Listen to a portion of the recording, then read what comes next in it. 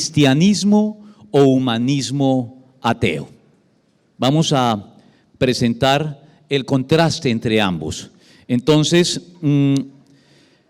el Salmo 14:1 afirma: dice el sabio en su corazón, no hay Dios. La Biblia siempre nos ha informado con claridad que el ateísmo es un producto ¿de qué? De la necedad humana y no del mucho estudio y del mucho conocimiento, como nos lo han querido hacer ver o creer a veces los pensadores seculares, que nosotros somos ignorantes y por eso creemos en Dios, pero que como ellos son eruditos y estudiosos, por eso ellos no creen en Dios. No es cierto, la Biblia dice que es un producto de la necedad humana, pero a veces los cristianos somos también necios, somos necios, tan necios como los ateos, cuando no sabemos argumentar a favor de nuestra fe y lo único que hacemos es hablar a favor del cristianismo basados en lo que sentimos, apoyados en experiencias subjetivas, salpicadas por aquí y allá de un par de versículos bíblicos que citamos de memoria y por fuera de contexto. Pero no logramos armar un caso de manera inteligente y objetiva a favor de lo que creemos y terminamos dando un muy pobre y lastimoso espectáculo ante quienes nos escuchan, como sucede en el siguiente video animado, que registra un hipotético pero muy verosímil diálogo entre creyentes en Dios de diversas confesiones religiosas y un ateo humanista. Por favor, corramos el video. God has not revealed himself to me. Even if he did, I'm not sure how I could be confident that it wasn't just some kind of delusion reinforced by my desires or my culture. Oh, trust me, you'd know. God revealed himself to me. Me too. Oh, really? Pleased to meet you. I have felt God in my heart. God speaks to me. I have a close personal relationship with God. Me too. Amen. You see, God isn't silent. He speaks to us all, right? We can't all be wrong. You just need to open the door when you hear God knock. We all have a close personal relationship with God, and you can too. Just accept Jesus Christ as your Lord and Savior. Whoa, whoa, whoa, hold on there.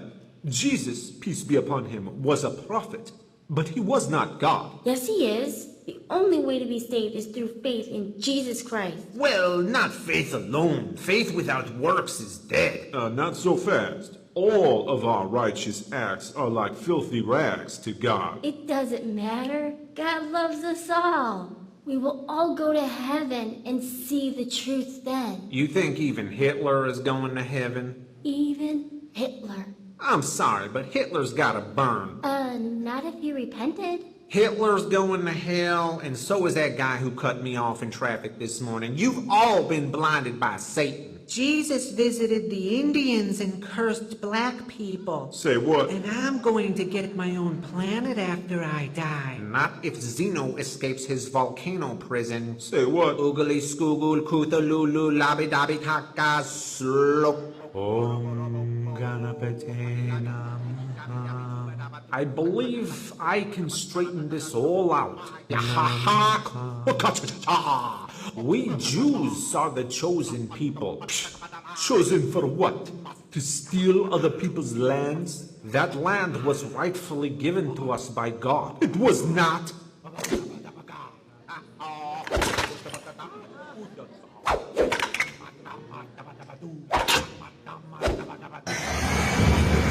Okay, everyone, calm down. Put the fighter jet down. If God is speaking to all of you, then he appears to be telling all of you very different, contradictory things. Perhaps this rather glaring discrepancy can be explained if we examine the fact that your relationship with God seems to be precisely shaped by the culture in which you were raised and the predominant version of God you were taught to believe in. Sure, there are exceptions, but typically religion obeys borders, while truth does not. In America, God is Yahweh, while in India, God is Vishnu. The truth does not behave this way. In America, 2 plus 2 is 4, and in India, 2 plus 2 also equals 4.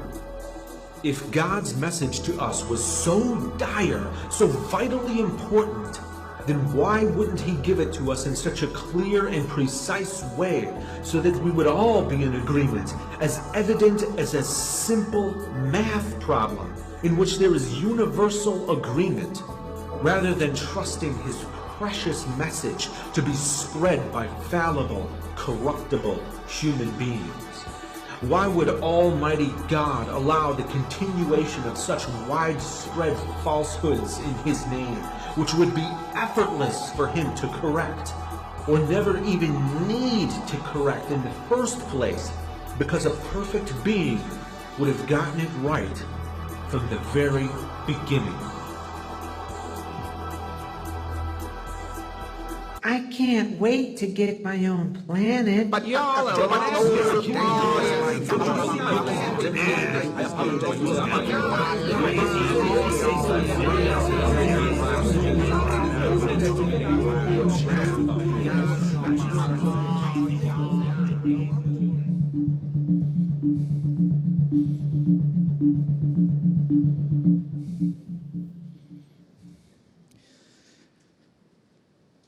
Cualquier parecido con la realidad God has not no es mera coincidencia, déjenme decirles. Lamentablemente nos causa gracia, pero a veces no es motivo de gracia cuando esas situaciones se dan en la realidad con creyentes. Ahí había bautistas, metodistas, pentecostales, que se enredan a veces en ese tipo de argumentación sin fondo. Así que lo que vamos a hacer ahora es a ocuparnos de responder los argumentos de este ateo, que parece de lejos el más razonable, el más acertado de todos los personajes que aparecen en este video. Ese video, por cierto, lo hizo un ateo y lo colgó en las redes para desprestigiar a los creyentes en general y a los cristianos en particular. Pero yo lo he tomado justamente para refutar esos argumentos. Entonces, los argumentos que él plantea son los argumentos típicos del humanismo ateo.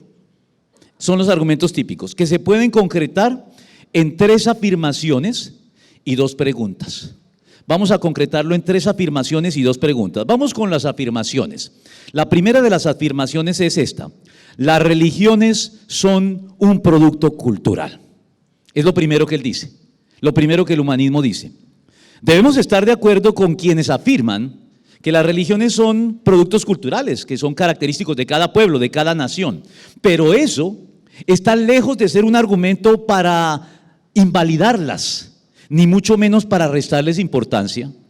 Más bien, el hecho de que a lo largo de la historia humana haya habido y siga habiendo tantas religiones, a despecho del siempre minoritario grupo de ateos que decrece cada día, porque eso no se lo cuentan las noticias, pero el ateísmo cada vez se vuelve más insostenible a la luz de la ciencia, como nos lo estaba haciendo ver el doctor Antonio Cruz.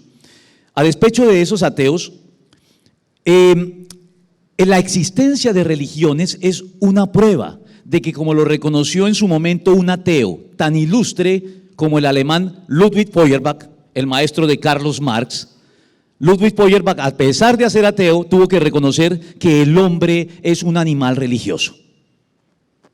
Ahora bien, por supuesto que el hecho de que existan tantas religiones diferentes e incluso opuestas entre sí significa que no todas pueden ser verdaderas. Pero al mismo tiempo, la existencia de tantas religiones indica que la religión sí está llamada a llenar una necesidad esencial de los seres humanos, y que al final hasta el ateísmo y toda su parentela no son más que las religiones de los que deciden negar a Dios contra toda evidencia, como las que hemos estado considerando ahora, para terminar sustituyéndolo de manera sutil o abierta con algo o alguien de este mundo que se convierte entonces en un ídolo o un falso Dios que engaña a quienes le sirven. El ateísmo siempre nos arroja a la idolatría, porque ya lo dijo el profeta Elías nos señala la disyuntiva ante la cual todos los seres humanos nos encontramos, en 1 de Reyes 18:21. Él dice, ¿hasta cuándo van a seguir indecisos? Si el Dios verdadero es el Señor, deben seguirlo. Pero si es Baal, síganlo a él. Observen bien, no hay terceras opciones.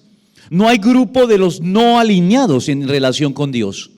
Nuestras opciones no son adorar o no adorar, ser religiosos o no serlo, sino a qué o a quién vamos a adorar. Es así de sencillo. No podemos sustraernos a ese impulso vital, ya sea que seamos o no conscientes de él, porque muchos no son conscientes de eso, pero son seres religiosos. Y eso reduce las opciones siempre a dos, solamente a dos. ¿Cuáles? ¿Adoramos al Dios verdadero o adoramos a los ídolos o dioses falsos? Por eso, un prestigioso estudioso de las religiones ya fallecido, pero muy respetado en este campo, el rumano Mircea Eliade, después de dedicar toda su vida a estudiar el hecho religioso en muchas culturas, llegó a esta conclusión: el hombre profano, es decir, el hombre sin religión, lo quiera o no, conserva aún huellas del comportamiento del hombre religioso. La mayoría de los hombres sin religión se siguen comportando religiosamente sin saberlo. Sin embargo, si todos en último término somos seres religiosos, cabe preguntarse, entre tantas ofertas religiosas, ¿cuál es la religión verdadera? Porque no todas pueden ser ciertas, ¿no? Al final todas se oponen entre sí, se contradicen y terminan entonces exigiendo cada una de ellas exclusividad de sus seguidores, apoyadas en el reclamo de cada una de ellas de ser la religión verdadera. Cada cultura tiene una religión característica, de acuerdo en eso con el humanismo. Cada cultura tiene una religión característica que hace ese tipo de demandas a quienes forman parte de esa cultura. Entre los árabes es, digamos que el Islam. Entre los judíos, pues el judaísmo. En la India, el hinduismo. En China, el taoísmo y el budismo. En Japón, el sintoísmo. Y hasta hace poco más de un siglo atrás, en los países occidentales o los que estamos bajo la órbita de Occidente, lo fue el cristianismo. Lo fue. Lo digo en pasado, porque hoy las cosas están cambiando.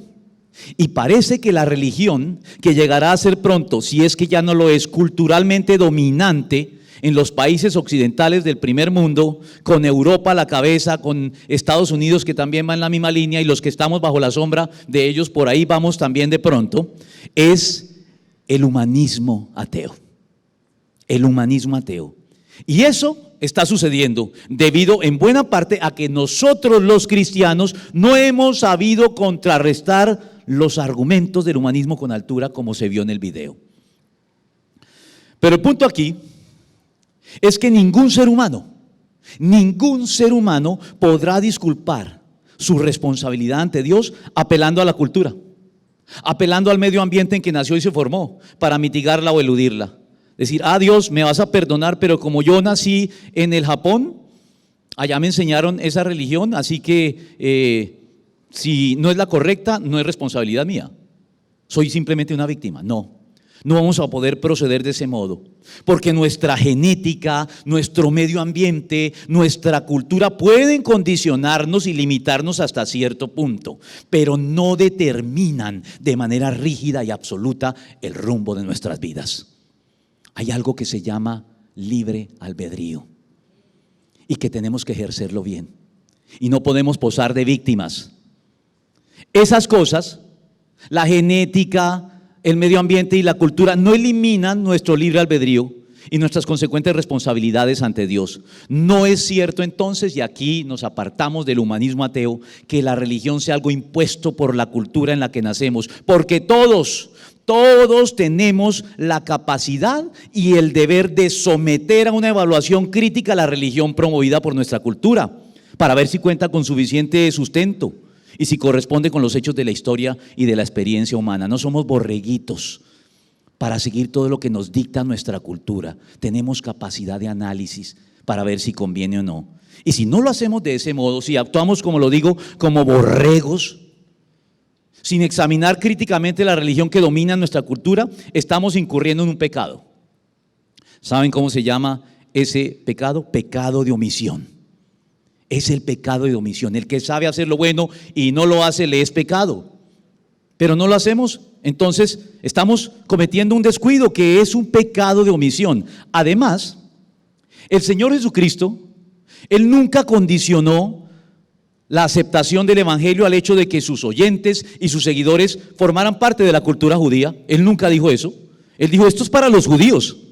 No. ¿Qué dijo el Señor? Este pasaje que me gusta en Juan 7:17.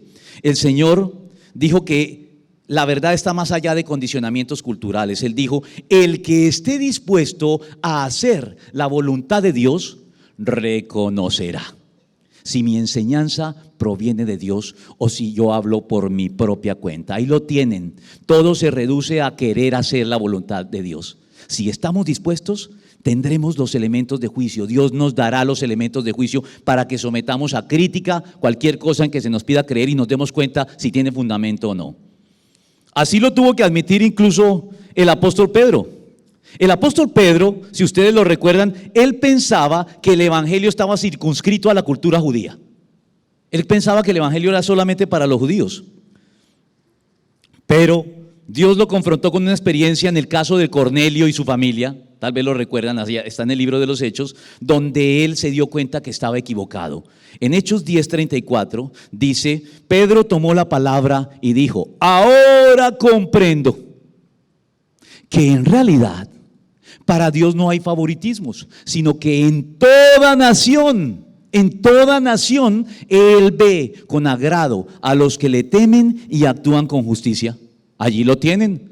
Cristo no limitó el alcance del evangelio a la cultura judía. Él dijo, en toda tribu, pueblo, nación, Dios se agrada de los que le temen y actúan con justicia. Y no podría ser de otro modo. Porque como lo concluye el apóstol Pablo, y lo puede comprobar todo el que quiera, y esté dispuesto a hacer la voluntad de Dios, como lo decía el Señor Jesucristo, el evangelio en Romanos 1:16 dice el apóstol Pablo que es poder de Dios. Es poder de Dios para la salvación de ¿quiénes? De todos los que creen.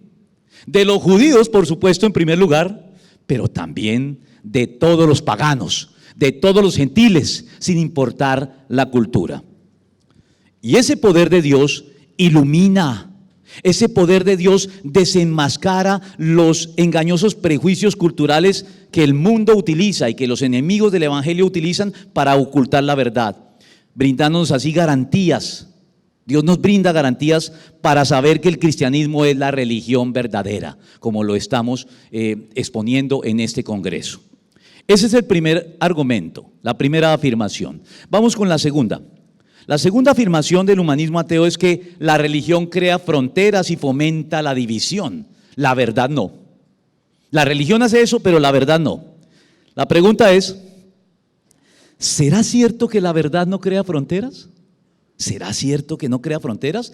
Claro que las crea. No seamos tan románticos. La verdad es excluyente. ¿Por qué lo digo? Porque dos afirmaciones contrarias no pueden ser ambas verdad al mismo tiempo y en la misma relación. ¿No nos dice eso la lógica más elemental? O es negro o es blanco. Pero no puede ser negro y blanco al mismo tiempo y en la misma relación. La lógica más elemental establece que en el mejor de los casos una sola de las dos afirmaciones será cierta y todas las afirmaciones contrarias quedan excluidas como falsas. Eso lo damos por sentado en nuestro trato cotidiano para entendernos entre nosotros.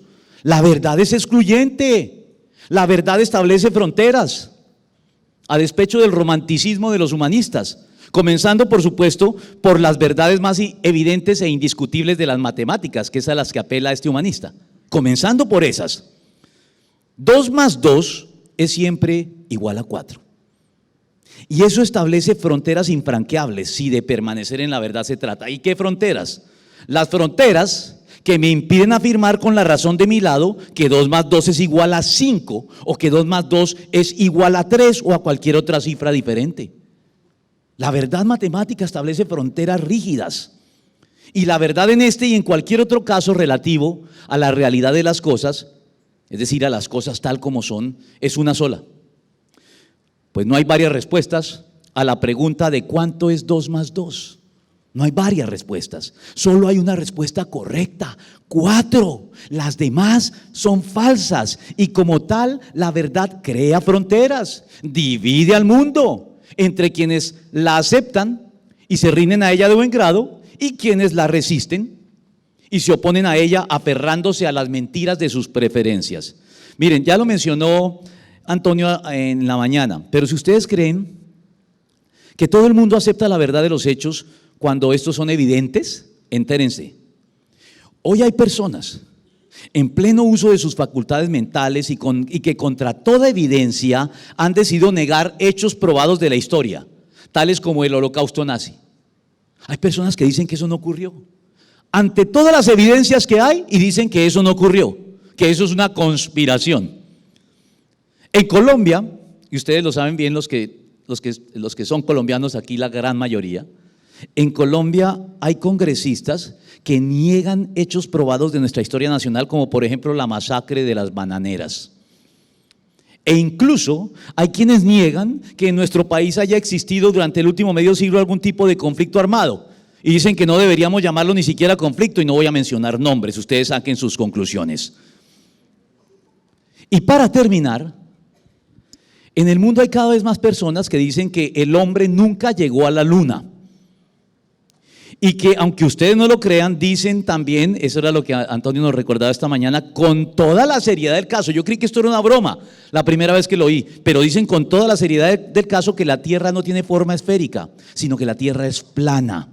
Y que quienes afirman que es esférica son conspiradores que nos quieren engañar. Consulten internet y verán diversos grupos de personas que defienden a capa y espada que la Tierra es plana. Lo dicho, estamos en la era de la posverdad, así llaman a nuestra era ya, la era de la posverdad o de las fake news o noticias falsas de todo tipo, que es uno de los grandes problemas que tiene hoy internet, y Facebook en particular está siendo muy vapuleado, muy golpeado por esto. Por todo lo anterior, el teólogo John Stott decía esto, él decía: sería necio buscar la unidad a expensas de la verdad. Cristo inevitablemente divide y a la vez une a la gente. Ambas cosas, primero una y después la otra, no al mismo tiempo. Cristo inevitablemente divide y a la vez une a la gente porque la verdad tiene ese efecto. Pero les decía ayer cuando hablábamos del pensamiento políticamente correcto, que ¿cuál es el santo grial, la palabra clave del pensamiento políticamente correcto? ¿La recuerdan? Inclusión. Inclusión. Hay que incluir a todo el mundo. El pensamiento políticamente correcto quiere incluir a todo el mundo, aún sacrificando la verdad. Si para incluirlos a todos hay que sacrificar la verdad, sacrifiquémosla. Multiculturalismo, pluralismo, escepticismo, relativismo y toda la parentela que mencioné ayer. Hay que incluir, pero no, la verdad divide y a la vez une a la gente. Pero hay gente que busca la unidad a expensas de la verdad. Eso es lo que pretenden muchos hoy, incluyendo el ecumenismo cristiano, que de pronto ustedes saben de qué se trata. El ecumenismo cristiano, que por lo menos en el caso del catolicismo romano, parece que aspira a unir no solo a las tres grandes ramas históricas del cristianismo, católicos, protestantes y ortodoxos, sino que parece que el ecumenismo católico busca también unir a todas las religiones en una sola. Ustedes deben haber visto al Papa, que está sin problema con el Dalai Lama, está sin problema con los rabinos judíos. Todos caben, y no digo que no se pueda dialogar con ellos, pero una cosa es dialogar y otra es pretender que somos los mismos. Tenemos diferencias, no somos los mismos.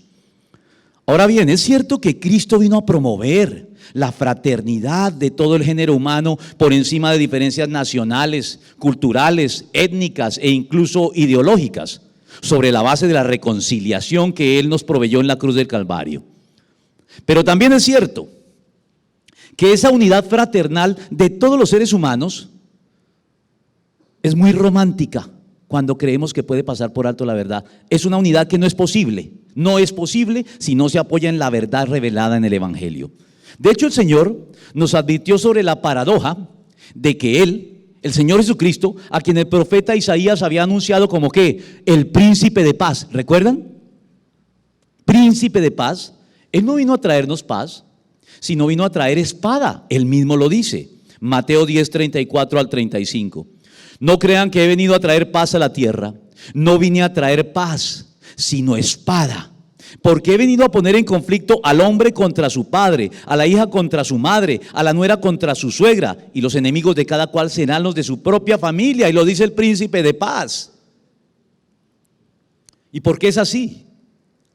Esto es así debido a que la fidelidad a Dios y a la verdad tiene prioridad sobre cualquier otra lealtad, aún sobre aquellas que tienen que ver con los afectos y los vínculos consanguíneos.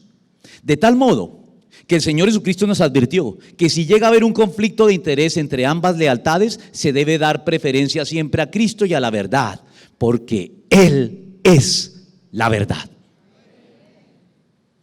El ecumenismo evangélico, estoy hablando, ya no estoy hablando del católico, el ecumenismo evangélico del Concilio Mundial de Iglesias promueve un llamativo, pero engañoso lema. Ese lema dice así: el amor une, la doctrina divide. Deténganse en ese lema y díganme quién es el héroe y quién es el villano acá. El héroe es el amor. La villana sería la doctrina. Pero este lema es lo mismo que decir el amor une, la verdad divide. Es lo mismo. Y yo me pregunto si en esta era de la posverdad, caracterizada por relativismos de todo tipo como los que vimos ayer, que afirman que la verdad absoluta no existe, sino que lo único que existe son verdades relativas del tipo tu verdad, mi verdad, su verdad, ya estaremos tan perdidos que nos vamos a atrever a hacer de la verdad, así con mayúscula, la villana de turno, poniéndonos de este modo nosotros mismos la soga al cuello, porque eso es lo que estaríamos haciendo. Es por eso que, como lo dice John Stott, Cristo divide a la humanidad en principio, pero solo para volver a unirla luego de una manera verdaderamente sólida y consistente sobre la base de la verdad, porque repito, Cristo es la verdad. Y como tal, es una verdad que puede ser puesta a prueba. La verdad se puede poner a prueba. Y esa verdad puede ser puesta a prueba, como lo han venido haciendo mis compañeros apologistas acá, por cualquiera que esté dispuesto a hacerlo de manera honesta y de manera humilde y no con una agenda encubierta, como vienen algunos a veces a probarla, a evaluar la evidencia. El problema es que no muchos están dispuestos. El problema es que muchos prefieren permanecer en las mentiras que les han enseñado en su propia cultura, en vez de ponerlas a prueba, en vez de compararlas con el resultado de poner a prueba el cristianismo sin prejuicios y con toda la honestidad del caso para ver la superioridad del cristianismo sobre las demás religiones de la historia humana. Tercera afirmación del humanismo ateo, o por lo menos de este humanista: la revelación debería ser dada en forma clara y precisa, en el lenguaje universal, evidente y plenamente demostrado de las matemáticas. Suena atractivo, ¿no? Sí, ¿por qué? ¿Por qué no así? Cuando escucho a alguien pontificando sobre cómo debería Dios haberse revelado o manifestado a los hombres para evitar la confusión promovida por las religiones, no puedo evitar pensar en lo dicho por el apóstol Pablo en Romanos, capítulo 9, versículo 20. ¿Quién eres tú para pedirle cuentas a Dios? ¿Acaso le dirá la olla de barro al que la modeló: ¿por qué me hiciste así?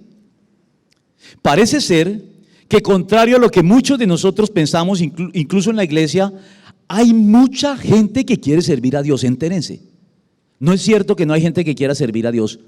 Hay gente, mucha gente que quiere servir a Dios. La gran mayoría de la humanidad quiere servir a Dios, pero en calidad de asesores y no de siervos. No quieren servirlo, quieren asesorarlo, quieren darle cartilla, quieren darle consejos sobre cómo debería haber hecho las cosas, presumiendo que ellos podrían haberlo hecho mucho mejor que Dios. Recuerdo que el filósofo cristiano alemán Gottfried Leibniz, un hombre erudito en todos los campos, dicen muchos que puede ser el último de los hombres universales, que es el nombre que reciben los que son eruditos en todos los campos de la cultura humana de su época, y era cristiano. el filósofo alemán Gottfried Leibniz hizo una muy lúcida y muy trabajada exposición para defender la omnipotencia de Dios, su justicia, su bondad y su sabiduría, concluyendo que a pesar del mal, a pesar de la maldad en el mundo, este es, dice Leibniz, en sus propias palabras, el mejor de los mundos posibles. Llegó a esa conclusión. A pesar del mal, este es el mejor de los mundos posibles. Pero luego Voltaire, uno de los pensadores de la Ilustración francesa, sin siquiera tomarse el trabajo de examinar y entender cabalmente los argumentos bien desarrollados por Leibniz, dijo con insolente atrevimiento que a él se le hubieran podido ocurrir muchos otros mundos mejores que este. Esa es la misma presunción que se encuentra detrás de una frase típica que ustedes han confrontado. Yo creo en Dios, pero a mi manera.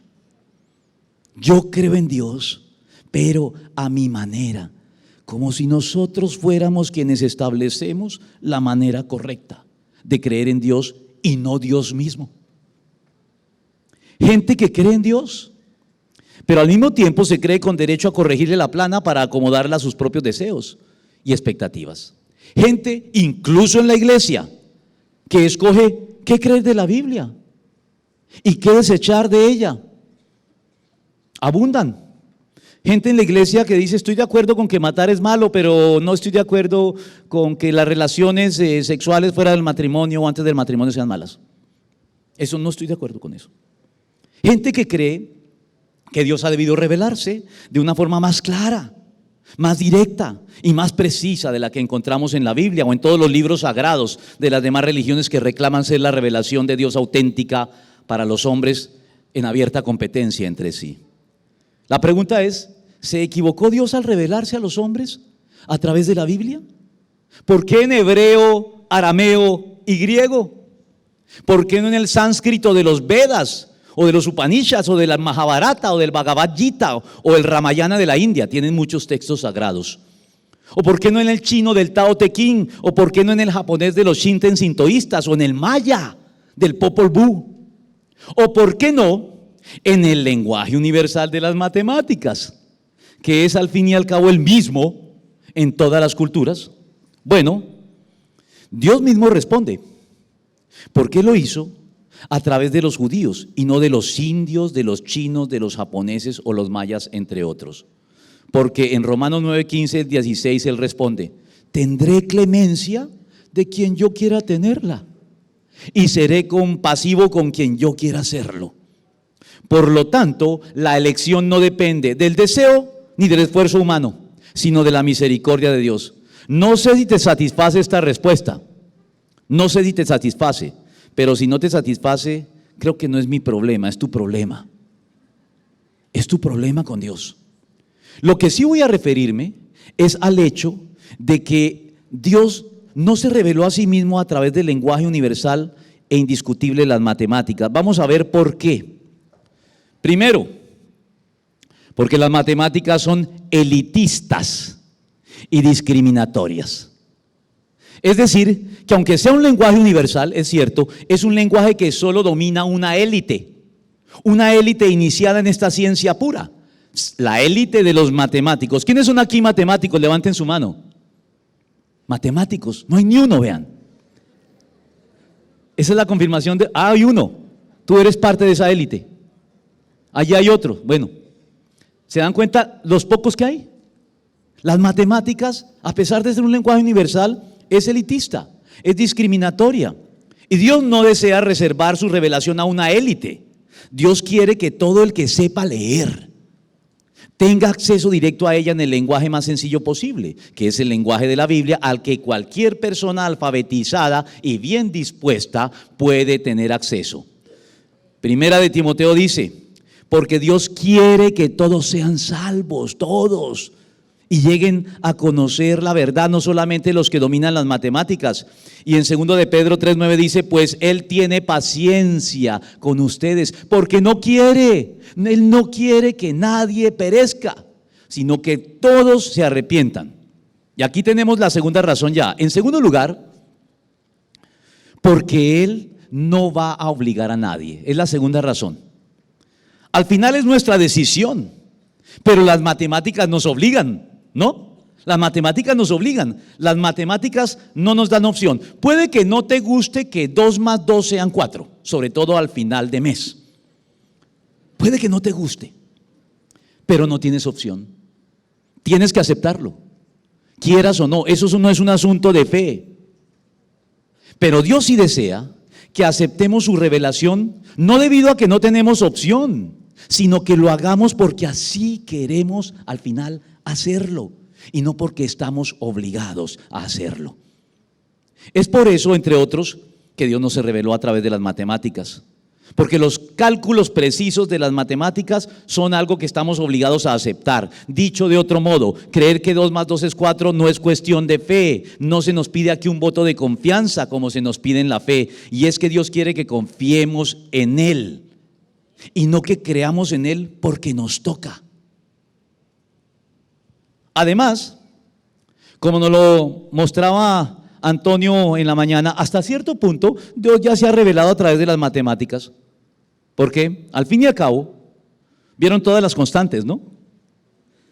Las fórmulas y las constantes matemáticas que constituyen el lenguaje científico que explica y se halla detrás de la descripción precisa de las leyes que operan el universo y la naturaleza, están allí para que todo el que quiera las verifique. El mismo universo y la misma naturaleza entera, que en palabras de David en el Salmo 19, que ya fue citado hoy, creo que también por Antonio, dice que cuentan la gloria de Dios y proclaman la obra de sus manos. Los cielos y la tierra proclaman la obra de sus manos. Y también el apóstol Pablo se refirió a esto ya no en lenguaje poético, sino lo hizo en lenguaje de prosa, en Romanos 1, 19 al 20, diciendo: lo que se puede conocer de Dios es evidente para ellos. Evidente, hay evidencias de sobra, pues Él mismo se lo ha revelado. Porque desde la creación del mundo, las cualidades invisibles de Dios, es decir, su eterno poder y su naturaleza divina, se perciben claramente a través de lo que Él creó, de modo que nadie tiene excusa. Los científicos estudian la creación, descubren las constantes universales que son lenguaje matemático. Entonces, de alguna manera, Dios también se ha revelado a través de las matemáticas, porque eso es lo que hacen los científicos que estudian el universo y la naturaleza. Y por eso dice la Biblia que esos científicos no tienen excusa, dice el apóstol Pablo. No tienen excusa, en especial los científicos, si niegan a Dios, porque las matemáticas complejas, el ajuste fino, el principio antrópico y todas esas cosas que se hallan detrás del funcionamiento del universo son una evidencia indiscutible de la inteligencia divina que creó todo lo que existe y que lo creó, según nos dice la Biblia en Génesis 1:31, lo creó bueno en gran manera. Bueno en gran manera. Y deja entonces a todo el que tenga 3 dedos de frente sin excusa, si niega a Dios, si no lo tiene en cuenta. A manera de ejemplo, solamente a manera de ejemplo, todos sabemos que la fuerza de atracción entre 2 cuerpos es el resultado de multiplicar la constante gravitacional universal por la masa del cuerpo 1, por la masa del cuerpo 2 y dividirlo todo sobre el cuadrado de la distancia entre los 2 cuerpos, ¿no? ¿Lo saben, cierto? ¿No lo sabían? Fácil. Se lo voy a decir de manera más sencilla, más coloquial. Eso significa que la fuerza de atracción entre 2 cuerpos es directamente proporcional al producto de la masa de los cuerpos e inversamente proporcional a la distancia entre ellos. ¿La cogieron ahora? ¿Nada todavía? Les voy a poner una más fácil. E es igual a m por c al cuadrado. Energía es igual a masa por la velocidad de la luz al cuadrado. La fórmula de la teoría de la relatividad de Albert Einstein. El que la entendió, la entendió. Si no la entendiste, cuando yo la entienda, te la explico, pero no antes. ¿Se dan cuenta por qué la revelación de Dios no podía darse a todos los hombres en el lenguaje de las matemáticas? Porque muy pocos la entenderíamos. Pero todos podemos entender Génesis 1:1. Dios en el principio hizo los cielos y la tierra. Y todos podemos entender Juan 3:16. Tanto amó Dios al mundo que dio a su Hijo unigénito para que todo el que cree en Él no se pierda, sino que tenga vida eterna. ¿Se dan cuenta del contraste? Concluimos entonces que Dios se ha revelado lo suficiente a la humanidad entera como para dejarnos sin excusa, pero no tanto como para imponerse sobre nuestra voluntad. Al final, tú decides si vas a creer o no. Hay que dar el salto de la fe, pero no es un salto ciego, ni mucho menos. Vamos con las dos preguntas que terminan los argumentos de este humanista. Cuarto punto, ¿por qué Dios no se revela claramente y corrige los engañosos errores humanos cometidos por sus diferentes voceros? Otra forma de plantear este argumento es, ¿por qué Dios se esconde y no se muestra claramente para disipar todas las dudas sobre Él y lo que espera de nosotros? Eso me recuerda que cuando un escéptico, ya saben lo que es un escéptico, interpelaba al erudito y apologista cristiano Ravi Zacarías, aquí se lo menciono, le hago propaganda también, cuando le preguntaba a Ravi Zacarías lo siguiente: ¿por qué hizo Dios que fuera tan complicado creer en Él? ¿Por qué hizo tan difícil de ver su presencia y su plan? ¿Saben qué respondió Ravi Zacarías? Respondió haciendo referencia a lo que los teólogos llaman el ocultamiento de Dios. El ocultamiento de Dios. En efecto, la Biblia afirma, por ejemplo en Isaías 45:15 y en el Salmo 18:11, que Dios es un Dios que se oculta, lo dice la Biblia. Pero eso no significa que Dios juegue a las escondidas con nosotros.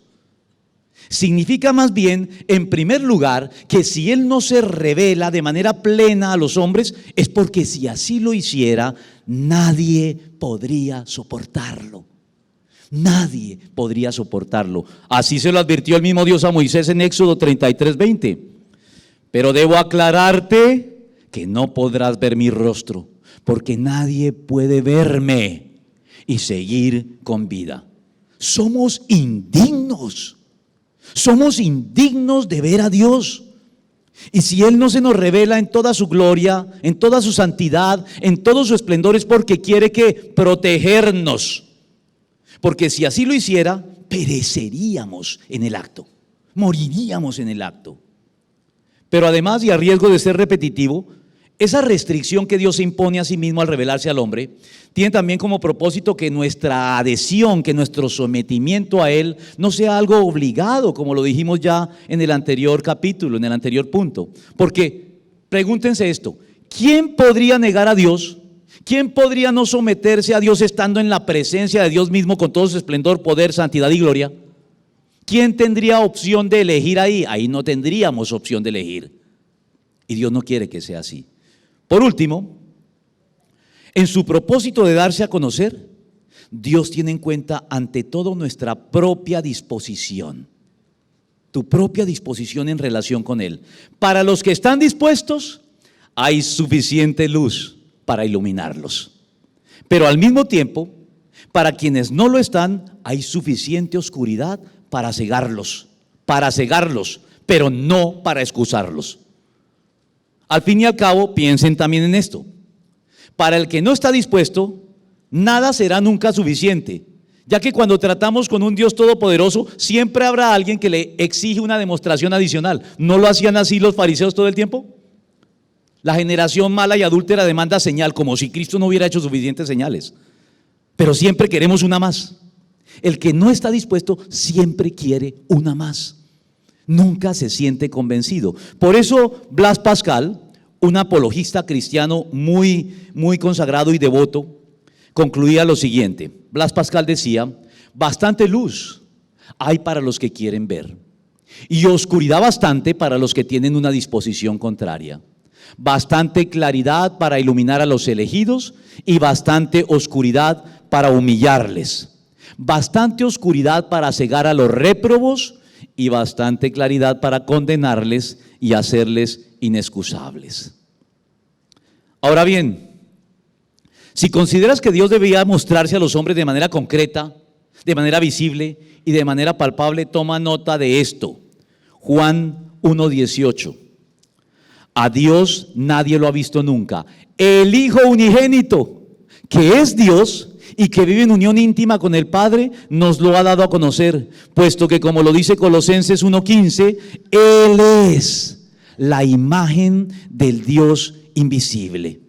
Y también, como lo afirma Hebreos 1:3, El Hijo es el resplandor de la gloria de Dios, la fiel imagen de lo que Él es, al punto de que el apóstol Juan declaró hacia el final de su vida, en uno de los últimos libros del Nuevo Testamento en ser escrito, que son las epístolas de Juan, que se escribieron por allá por el año 90 después de Cristo, en primera de Juan 1, del 1 al 2, miren lo que escribe Juan: lo que ha sido desde el principio, lo que hemos oído, lo que hemos visto con nuestros propios ojos, lo que hemos contemplado, lo que hemos tocado con las manos. Esto les anunciamos respecto al verbo que es vida. Esta vida se manifestó. Nosotros la hemos visto y damos testimonio de ella, y les anunciamos a ustedes la vida eterna que estaba con el Padre y que se nos ha manifestado. Dios sí se ha dado a conocer. Y la última de las afirmaciones de este humanista es la segunda pregunta: ¿por qué Dios no creó un ser perfecto desde el comienzo? ¿Se acuerda que dicen que hubiera podido evitar de pronto toda esta confusión si, hombre, desde el comienzo, ¿por qué no crea un ser perfecto y nos evitamos tanto problema? Bueno, la respuesta es que sí lo hizo, sí lo hizo. Entonces nos preguntamos, ¿qué pasó entonces? Porque evidentemente no somos perfectos. Pasó lo que el Eclesiastés nos informa en el capítulo 7, versículo 29. Tan solo he hallado lo siguiente, que Dios hizo perfecto al género humano, pero este se ha buscado demasiadas complicaciones. Somos nosotros quienes nos hemos complicado la vida. Dios hizo originalmente al género humano perfecto, pero en cabeza de nuestros primeros padres, Adán y Eva, desobedecimos y caímos de esa perfección a la condición problemática en que el mundo se encuentra sumido desde entonces, con tal descaro que terminamos echándole la culpa a Dios de ese estado de cosas. Como lo dice el refranero popular, creo que igual en España que en Colombia: tras de ladrón, bufón. Tras de ladrón, bufón. Eso nos pasa. O como lo decía el filósofo y ministro del Evangelio anglicano George Berkeley, que me gusta mucho: primero hemos levantado la polvareda y luego nos quejamos de que no podemos ver. Esa es la historia del género humano. Es por eso que el mundo necesita redención. Es por eso que Dios se hizo hombre en la persona de Jesucristo, para redimirnos, para rescatarnos de esta condición caída y de todos los pecados, problemas, complicaciones que nos hemos buscado a no tener en cuenta a Dios para obedecerlo. Pregunto, ¿no tiene esto todo el peso de la lógica? ¿No tiene todo esto el peso del sentido común de su lado? A mí me parece que sí. A mí me parece que a la luz del pecado y todos los errores, equivocaciones y maldades que la humanidad comete a diario y que cada uno de nosotros comete en perjuicio de los demás y de nosotros mismos, el Evangelio tiene todo el peso de la razón y de la lógica de su parte, y es la única religión que tiene a su favor todo el respaldo de los hechos y ostenta toda la coherencia doctrinal y la consistencia práctica que uno esperaría que tuviera la verdad. Algo que las demás religiones y el mismo ateísmo están muy lejos de tener a su favor. Por eso el Señor dice en Mateo 11, 28 al 29: vengan a mí todos ustedes que están cansados y agobiados, y yo les daré descanso. Carguen con mi yugo y aprendan de mí, pues soy apacible y humilde de corazón, y encontrarán descanso para su alma. Porque como añade Juan 6:37, el que a mí viene no lo rechazo, puesto que finalmente, como lo dijo el salmista en el Salmo 51, versículo 17, tú, oh Dios, no desprecias al corazón quebrantado y arrepentido.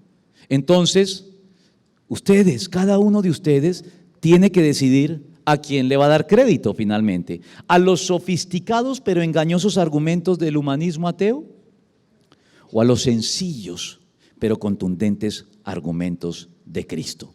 Al final es nuestra elección. Muchas gracias.